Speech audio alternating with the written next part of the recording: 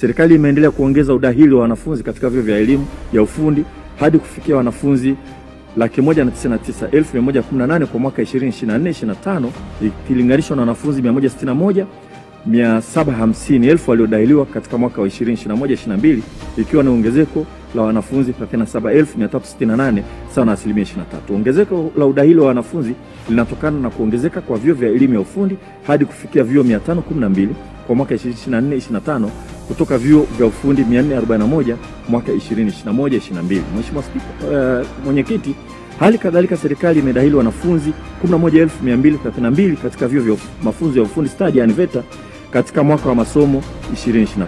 Aidha, idadi ya wanafunzi katika vyuo vya VETA imefikia wanafunzi 58,912 ambapo kati yao wanafunzi wa kozi za muda mrefu ni 24,670 na wanafunzi wa kozi za muda mfupi ni 34,242.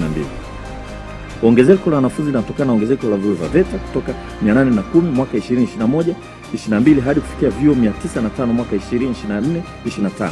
Vilevile imedahili wanafunzi 361 katika chuo cha ualimu cha mafunzo ya ufundi stadi Morogoro MVTTC ili kuongeza idadi ya walimu wa elimu ya ufundi.